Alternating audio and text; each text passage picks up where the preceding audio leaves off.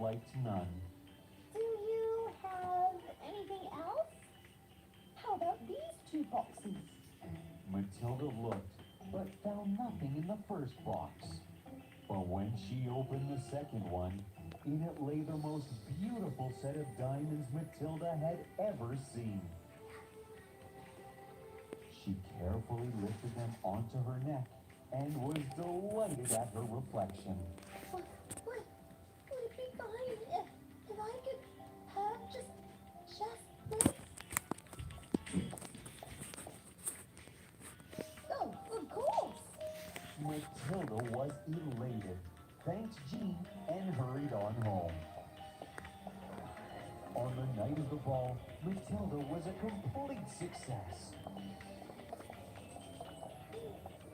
She laughed and chatted with much joy, so much so that even the minister himself greeted her during the evening. 成長充滿考驗。Once the ball had ended, she went to find her husband, who had retired into a room to rest. He picked up her modest wraps to cover her shoulders with. Ah, these wraps completely ruined the look of my dress. I think I'll do without them.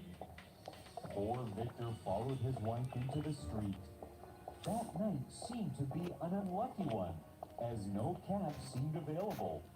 They walked for a long time until they finally hailed one. Baby, did you watch your Running Star already? They took them back to their flat, Then why are you and they watching? tumbled You want to out see me? and up to their room. Down, Auntie, down. When Okay. they reached inside, You want to see me? Matilda went to Wait, can I? admire I'm good herself at it, one actually. last I'm time. super good. Oh no! What happened? Touch. The necklace! It's not here! I lost it! What? Oh, no. That's impossible.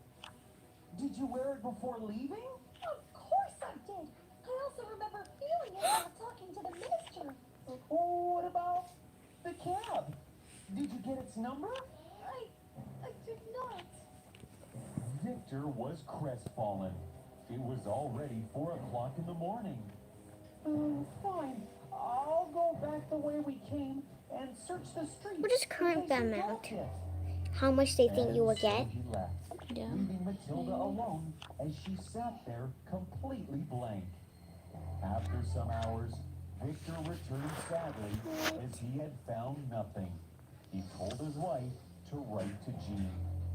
Tell her you have been given the necklace to be fixed. She might find You YouTube go to bird. the class. Drop. It won't give us time to find the necklace. You have to drop. And Yeah. so while Matilda If she doesn't did drop. this, Victor went and made a Bang. complaint to the police and cab Bago. drivers. But no Drop, word drop, came to drop. them. Drop, drop. We have nothing left to do but replace the necklace. They went around everywhere looking at all the jewelers. At last, they found a similar necklace as the one they'd lost. That's it! Sir, how much is it? And this, Madam Maid, will cost 40,000 francs. Painstakingly, they agreed to buy it. They begged the jeweler to hold it for them Oh, just until now they it got came. the money. Victor went around begging and asking around from all his friends and family. He soon collected the amount, and they bought the necklace. She returned it back to Jean, who took it back without even looking at it. Thereafter, the couple's lives changed. They sent away their helpers and went to live in a flat which had lower rent. Matilda scrubbed and washed and worked for many houses in the city. Don't need to Her face drop. turned wrinkled, They will think and you're her hands gonna rough. lose. Victor worked for Sorry. longer hours during the day I won't and buy took that. the night shift too.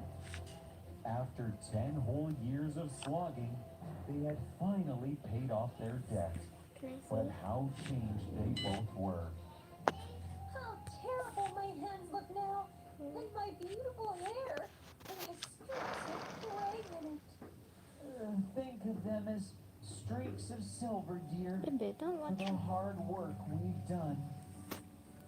She smiled at him warmly, but still felt sad at what a single No. string of diamonds had done to them. One day, As she was out walking, she saw a little boy bounding along with a She's lovely not fighting. lady. It's Jean, and she still looks as lovely as a rose. Should I go and speak to her? Jean, After, you need to fight later. you do After look you. lovely after all these years, my dear. Who is that woman? I have never After this, you seen fight, her. okay? I cannot fight. I'm Why? sorry, I but didn't I put don't down. think I've But you got specified. My dear friend, I know. it's me, Matilda. I suppose I have changed a lot. Matilda? But my dear, what happened to you? Matilda now told Jean everything. She thought that since she paid the whole debt and cleared everything, it was fine to come clean. You say you lost my necklace and then bought a replacement worth 40,000 francs.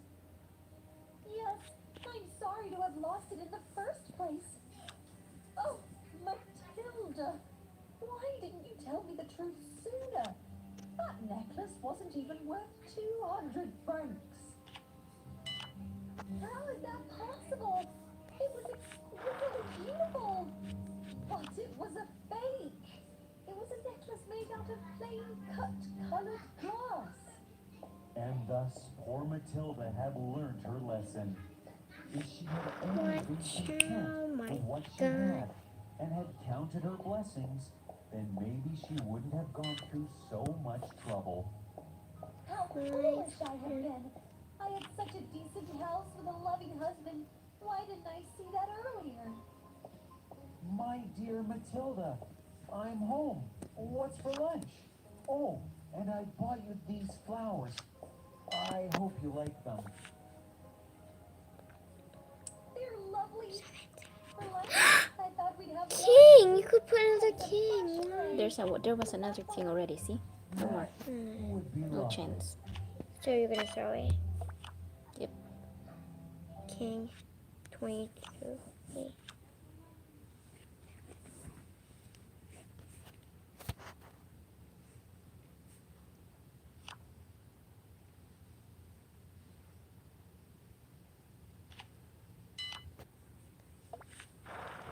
Next.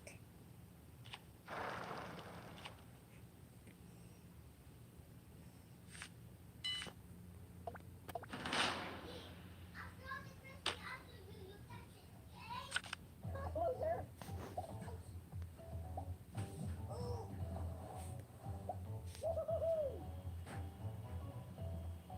Closer. Pepe, don't watch, No, please. that was just ads.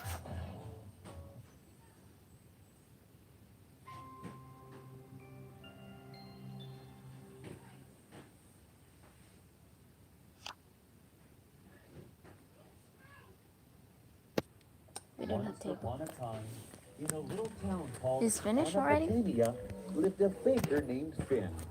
He would bake cakes, pies, cookies, and everyone Did in you the win? town would visit Not his yet, I don't shop have to table. buy his food. Waiting for He was them. a very honest person and precise baker who kept checking his scales and made sure that he gave his customers exactly what they paid for. That's more like it. People loved buying from Finn's bakery because everything was delicious. And his precision made him a trustworthy seller. 1 pound of your best cream cake, please. Sure. Perfect. Here you go. Have a nice day. His bakery was always filled with people buying his food, especially on Angel Nikolai Day. There would be a line of people Asleep. waiting to get his delicious Angel Nikolai cookies. The gingerbread cookies, topped with a sugary red and white icing, looked just like Angel Nikolai, with a red and white yeah, it hat takes long and time. a long red cloak. The hypnotizing aroma of the gingerbread cookies Robots?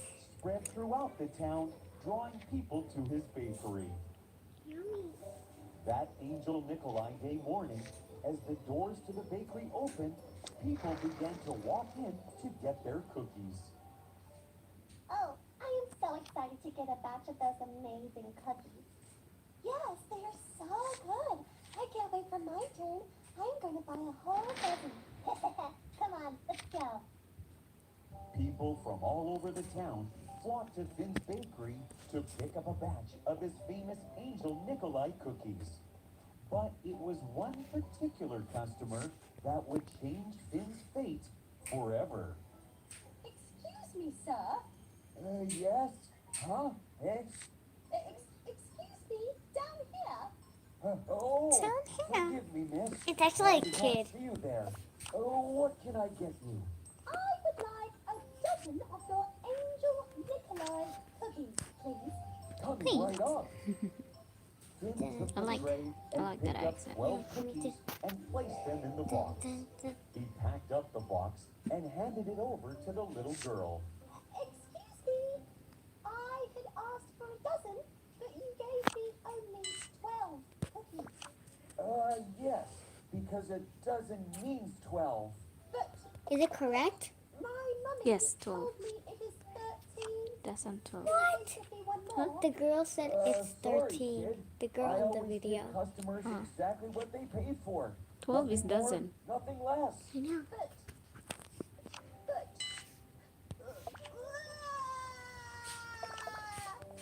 hey, don't cry, kiddo.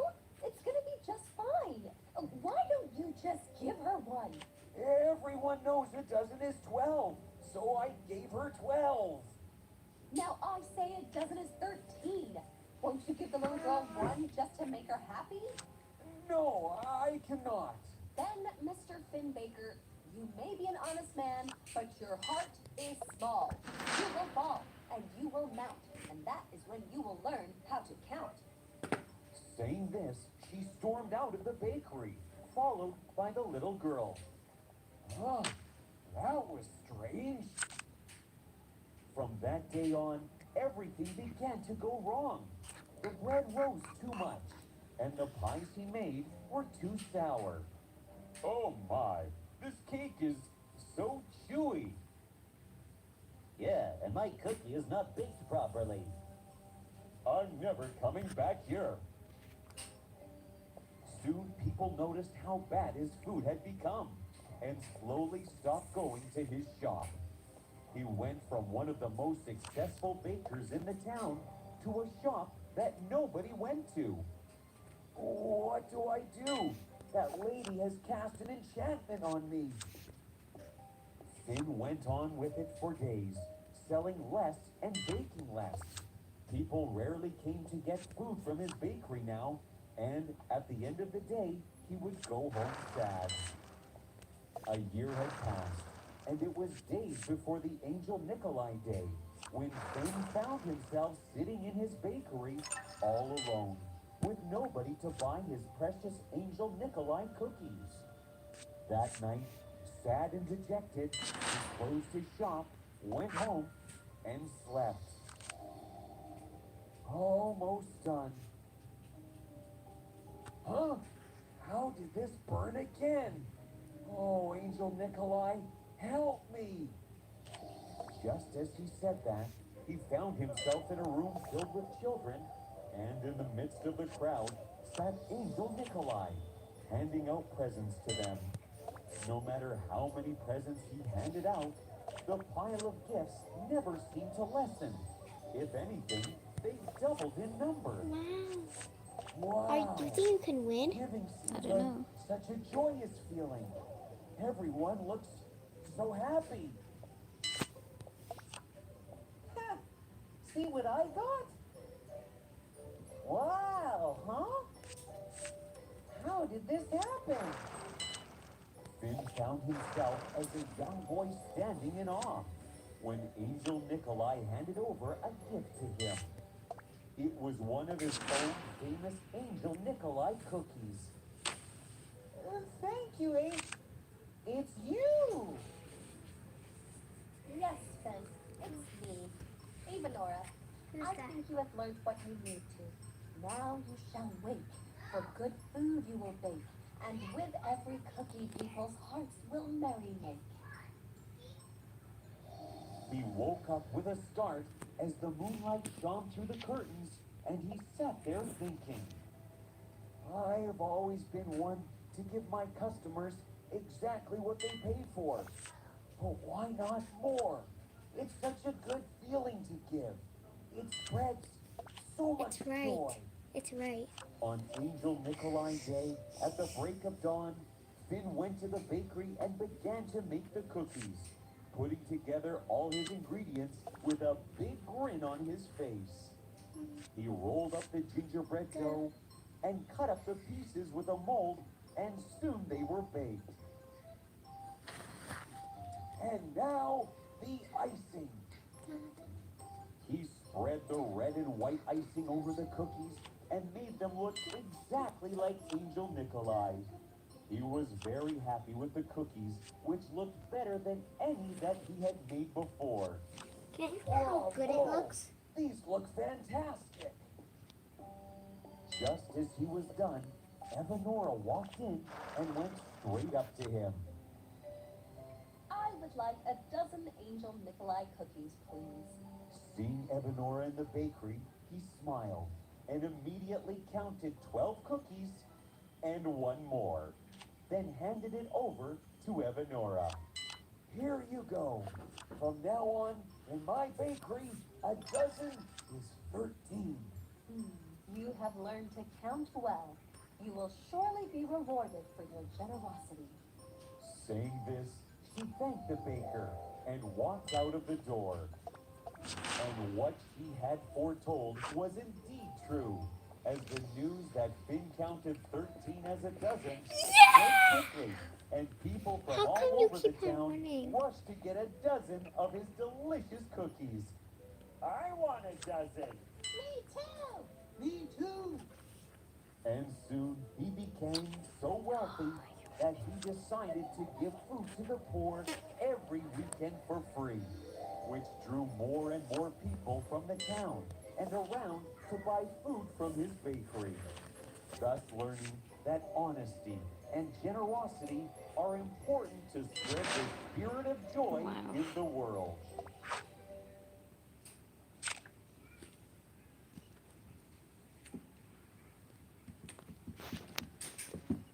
Good job, Pet.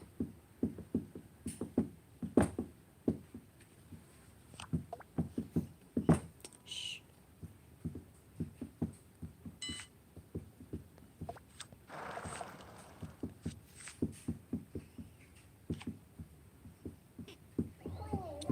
Stick revenge. Oh, how can I help you? Because I feel like no help. Just a little doll sitting next to you. I'm not leave here right now.